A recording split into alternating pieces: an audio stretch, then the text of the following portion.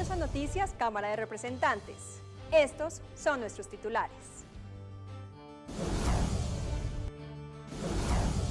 Libertad anticipada de militares y no a la extradición de guerrilleros. Primeros efectos de la Jurisdicción Especial para la Paz. Trámite del Estatuto de la Oposición genera reacciones encontradas. Familias de los estratos 1 y 2 a punto de dejar de pagar por titulación de tierras. El triunfo del no en la consulta minera de Cajamarca destapa encrucijada nacional.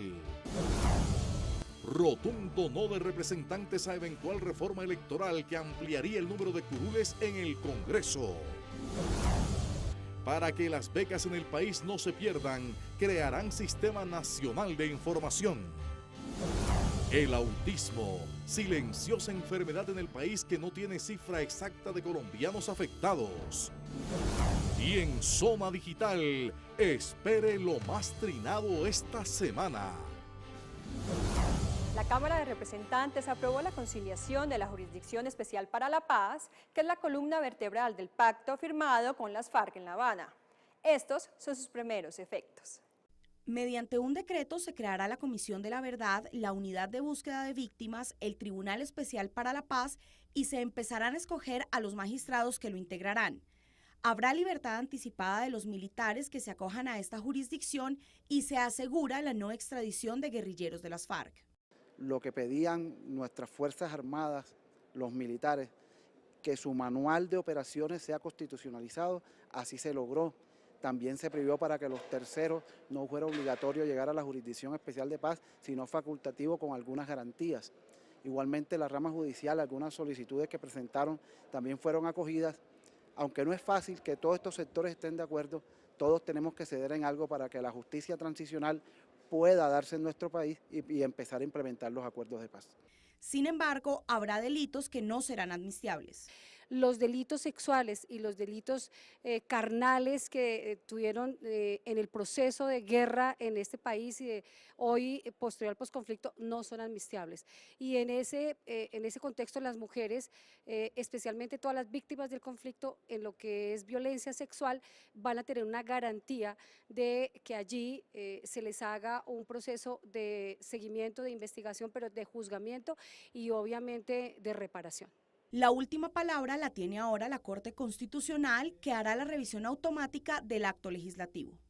Posiciones encontradas generó el avance del Estatuto de la Oposición en la corporación, el cual pretende dar garantías a los partidos minoritarios. Financiación, fortalecimiento del derecho a réplica, participación en las mesas directivas, posibilidad de acceso a medios de comunicación, entre otras, son las garantías a las que accederá la oposición en caso de ser aprobado este estatuto. La Constitución de 1991, hija de un proceso de paz, dejó expresamente dicho que debía expedirse de estatuto, pasaron 2 décadas y no se había hecho, y tiene unas garantías básicas. Aunque consideran que el estatuto es necesario, los integrantes del Centro Democrático se oponen a este proyecto de ley. El estatuto de la oposición es una necesidad para Colombia, pero debe ser construido precisamente con los partidos políticos, no solamente los que están en oposición, sino todos los partidos políticos y no con las FARC.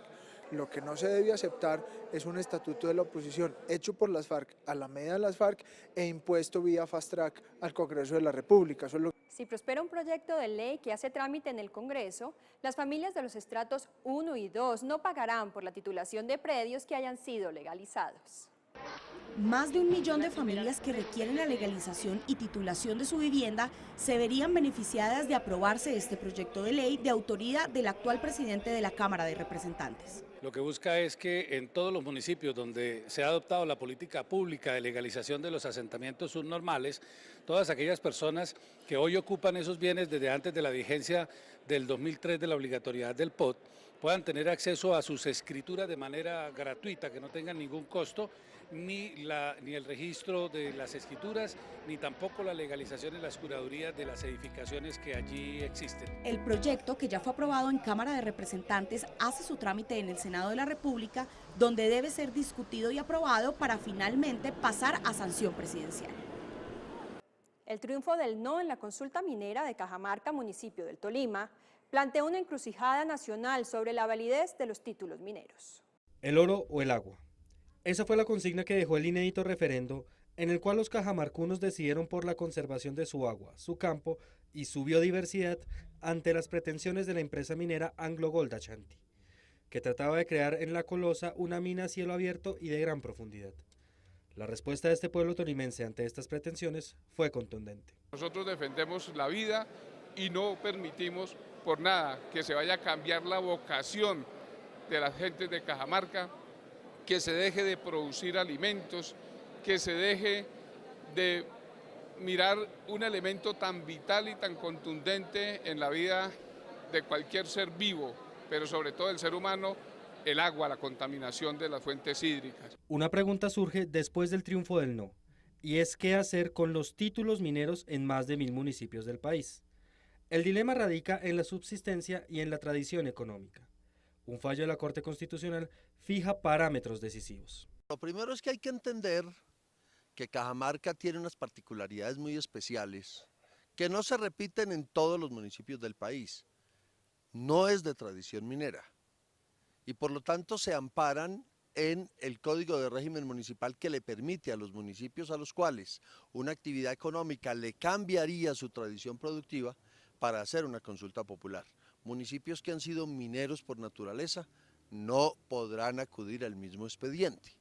También surge la incertidumbre en torno a la inversión extranjera. Bueno, seguramente el Estado tendrá que reconocer una indemnización a quienes han hecho unas inversiones, no por lucro cesante, porque de todos modos Anglo Gold en el caso de Cajamarca no tenía todavía la licencia ambiental y por lo tanto lo único que ha hecho es unos gastos preliminares de exploraciones y estudios.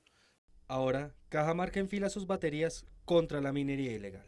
Por amplia mayoría, pero sin los votos del Polo y el Centro Democrático, fue elegido como nuevo vicepresidente el general retirado Óscar Naranjo.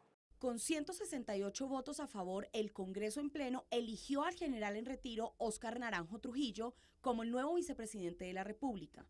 Naranjo desempeñará un papel fundamental en la implementación de los acuerdos con las FARC. Yo me ocuparé de la implementación de los acuerdos, me ocuparé de temas de seguridad ciudadana, de política antidrogas y lucha contra el crimen organizado y la protección de los defensores de derechos humanos. Aseguró que tendrá una lucha frontal contra el crimen organizado. Al crimen organizado, si persiste en esa actividad delincuencial, lo he notificado porque no ha lugar a interpretaciones que hablen de que por tener un acuerdo de paz se es flexible o tolerante con el delito. Todo lo contrario, hoy más que nunca necesitamos rescatar particularmente el monopolio de las armas y asegurar que en todo el territorio haya un Estado social de derecho. Óscar Naranjo Trujillo estará en el cargo de vicepresidente de la República hasta el final del segundo mandato del presidente Santos en el 2010. La violencia y el desplazamiento forzado que vive por estos días el Chocó será tema de debate en la Cámara de Representantes. La violencia y el desplazamiento causados por el ELN, el Clan del Golfo y las BACRIM en 14 de los 30 municipios del Chocó tiene a campesinos y comerciantes de ese departamento en permanente zozobra. Además, las constantes amenazas e incursiones han golpeado la economía de la región. Los 14 son los que tenía presencia la FARC y hoy están en disputa entre el ELN y otros grupos armados al margen de la ley. Pero en general en el departamento del Chocó yo diría que hoy los 30 municipios tienen dificultad de orden público. Una proposición radicada en la Comisión Cuarta busca que el gobierno nacional le explique al país qué acciones se están tomando para conjurar la crisis. Para que ellos le expliquen a la Comisión Cuarta de Cámara de Representantes, le expliquen al país entero cuáles son las acciones que están adelantando para evitar que la situación de los chocuanos antes que mejorar empeore. El congresista hizo un llamado urgente al defensor del pueblo y a las autoridades nacionales para que se apersonen de la crisis y adopten medidas urgentes para superar esta difícil situación humanitaria del Chocó.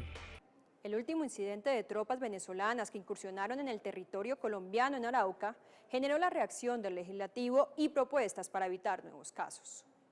Superado el impasse fronterizo entre Colombia y Venezuela tras la incursión de tropas del vecino país en Arauca, para muchos queda la incertidumbre de cómo evitar nuevos episodios. La frontera de Arauca con Venezuela es una frontera de guerra.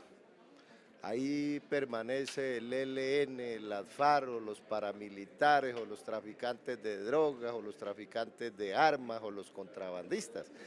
Luego, lo normal es que ocurran encuentros violentos en esa frontera.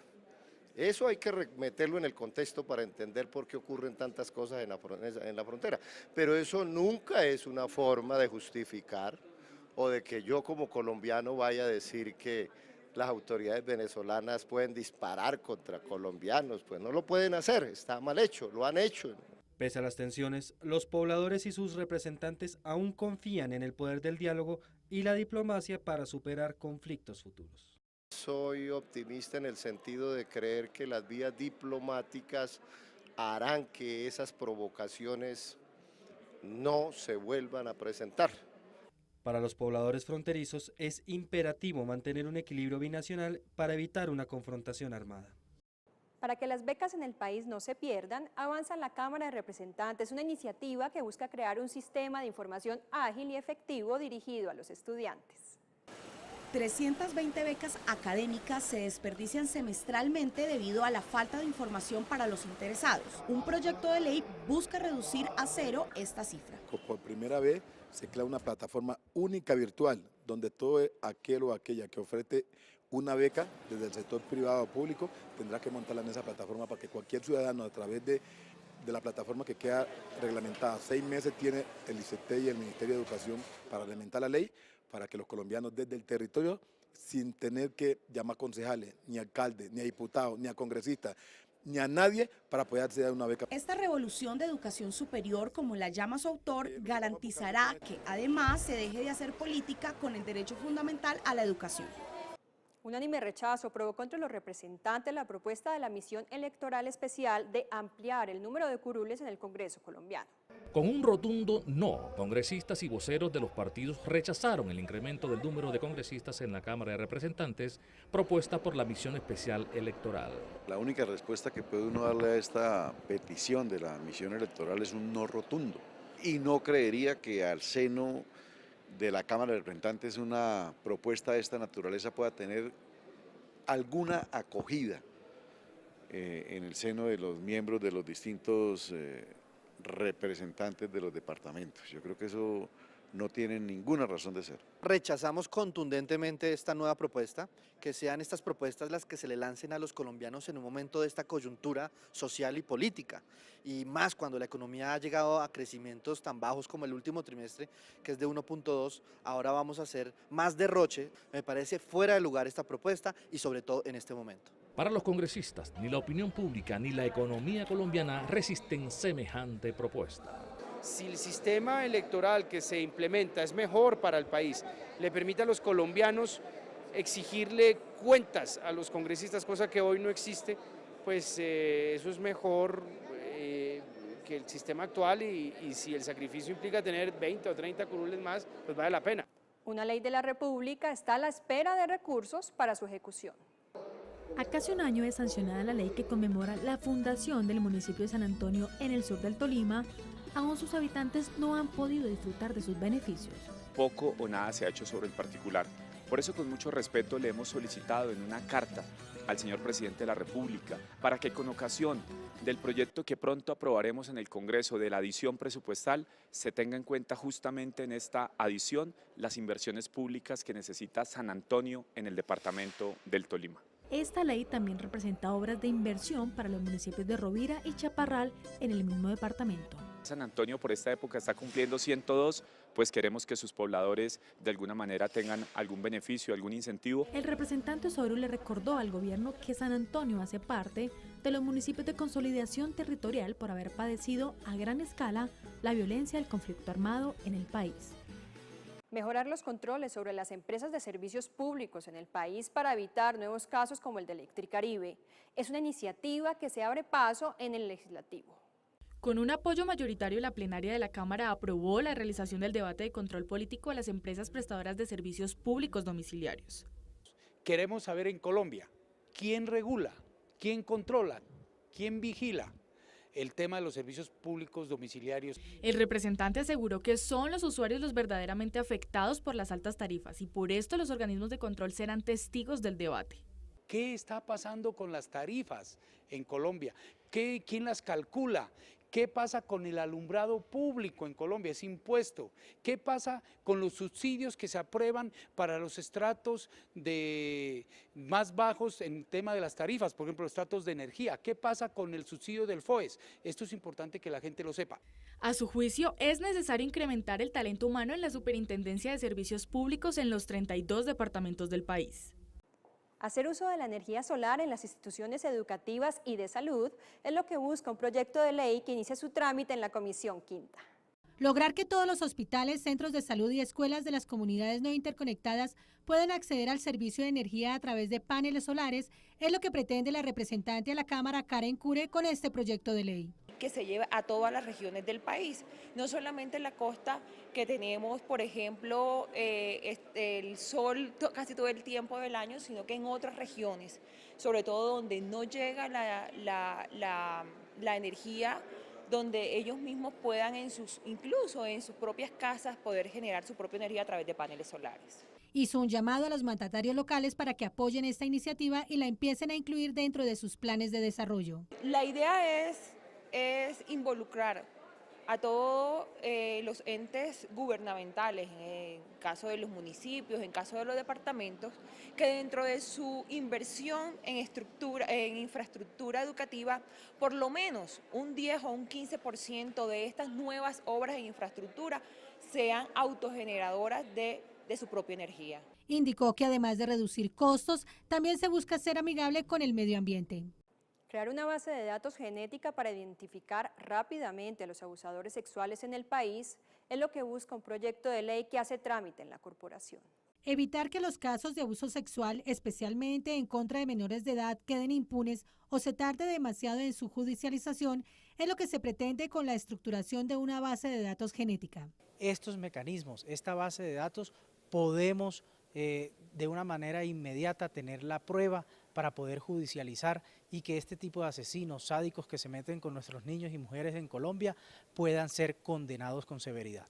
Las clínicas y hospitales que conforman el sistema de medicina legal entrarían a formar parte fundamental para el levantamiento de esta base de datos que luego sería utilizada por los órganos judiciales. Se le toman a las víctimas y esa información genética podrá ser comparada con las personas que supuestamente han violado o asesinado a estos niños o mujeres. En el momento que se capture al sospechoso, inmediatamente esa información genética que fue tomada de la víctima será comparada con el sospechoso y de una vez ahí estará la prueba reina para poder judicializar a estas personas. Este proyecto empezará a ser estudiado en los próximos días en la Comisión Primera de la Cámara. En el país no hay una cifra exacta de cuántos colombianos sufren de autismo. Lo cierto es que esta condición despertó preocupación en varios representantes. La Liga Colombiana de Autismo estima que 1 de cada 110 niños presenta esta condición en el país. Sin embargo, confirmó que se adelanta desde el Ministerio de Salud un censo para establecer exactamente el número de colombianos afectados. El representante Rafael Eduardo Palau resaltó la importancia del trabajo legislativo para esta comunidad. Lo que hemos querido es que desde el Congreso de la República ayudemos a visibilizar de una u otra manera, que se tengan los protocolos, una atención integral dentro del Sistema Nacional de Salud, y esta es una manera en que el Estado colombiano, el gobierno colombiano seguramente va a poner o va a prestar mucha más atención a este tema. Para conmemorar el Día Mundial del Autismo, la directora de la Liga, Betty Roncancio, destacó que existe una voluntad política evidente para verificar las necesidades en salud de esta población. Importante saber que aunque en Colombia hay una normativa para discapacidad y hay acciones que se están generando en favor de este colectivo, es necesario y urgente que se dé respuesta a las necesidades de la población con autismo en nuestro país. La agenda de conmemoración inicia este 2 de abril con una marcha desde la Plaza de Bolívar. La historia de los opositores presos en Venezuela fue escuchado a viva voz en el Congreso de la República. Leopoldo López Gil, padre del líder opositor venezolano preso en el vecino país, visitó el Congreso colombiano, pidió solidaridad internacional para su nación. Todo el mundo debe hacer un esfuerzo por mantener las libertades de forma muy amplia y el respeto a la justicia de forma muy amplia. Y eso lo venimos a veces a denunciar en los casos muy específicos que tenemos lamentablemente hoy en Venezuela.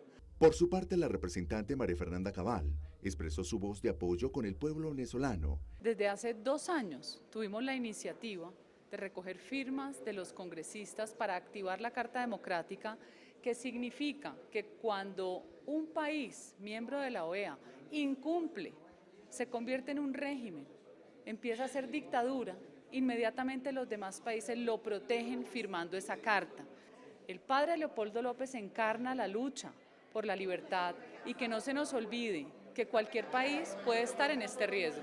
En el Atlántico se redoblan los esfuerzos para elevar la calidad de educación que se imparte a niños y niñas. De que se siga garantizando la calidad educativa en el Departamento del Atlántico, la representante Marta Villalba organizó una reunión con la ministra Janet Gija para lograr mayor acompañamiento, inversión en cuanto a obras de infraestructura y ampliación de cobertura por parte del gobierno en esta zona del país.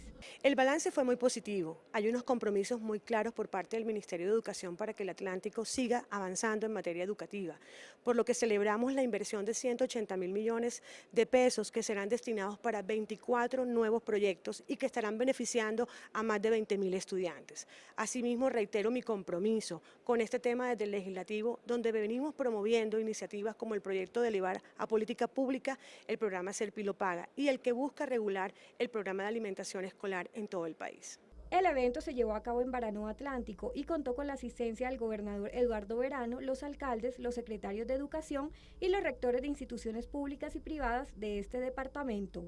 Y estas son otras noticias de la Cámara de Representantes. El ministro de Hacienda, Mauricio Cárdenas, radicó el proyecto de ley de modificación al Presupuesto General de la Nación 2017, el cual considera una adición social que beneficiará principalmente a las madres cabeza de familia y en general a la población en condición de pobreza. Representantes a la Cámara pertenecientes a las comisiones económicas le dieron el visto bueno a la iniciativa. Yo pienso que esto, como lo dijo el señor ministro de Hacienda, va específicamente a combatir o a atacar estos frentes que se aprobaron en el Plan Nacional de Desarrollo, como es la educación, la equidad y la paz en Colombia. Pues nosotras como representantes de la mujer en el Congreso de la República, pues estamos complacidas de que gran parte de esta edición presupuestal se vaya a ese rubro social.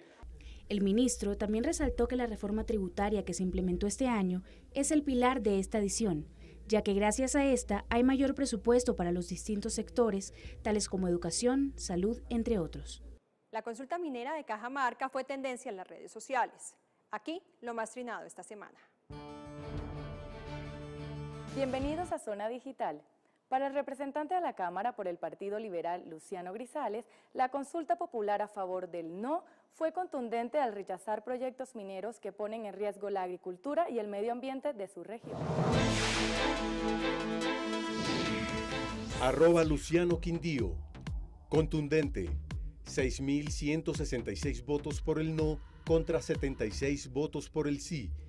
Nuestros campesinos dan una lección de dignidad y soberanía. Nosotros estamos de acuerdo en que esos mecanismos de participación ciudadana orienten las tomas de las decisiones y le estamos exigiendo al gobierno que acate la voluntad popular. Por su parte, el representante del Centro Democrático, Pierre García, hizo un llamado al Estado para que no se vulneren los derechos a los cajamarquinos. @Pierre García J. Ojo. Gobierno Nacional no puede repetir historia del plebiscito y desconocer voluntad de los cajamarcunos. Bueno, me parece muy importante, se pronunciaron los cajamarcunos de forma contundente, más del 97% de los votos fueron por el no a la mina, y yo creo que en este caso la esencia de la democracia tiene que ser respetada. Y recuerde seguirnos y enviarnos sus comentarios a nuestras redes sociales, Facebook, Instagram, Twitter como @Cámara Colombia. Hasta pronto. Gracias por acompañarnos en Noticias Cámara de Representantes. No olviden seguirnos en nuestra cuenta oficial de Twitter @Cámara Colombia. Hasta pronto.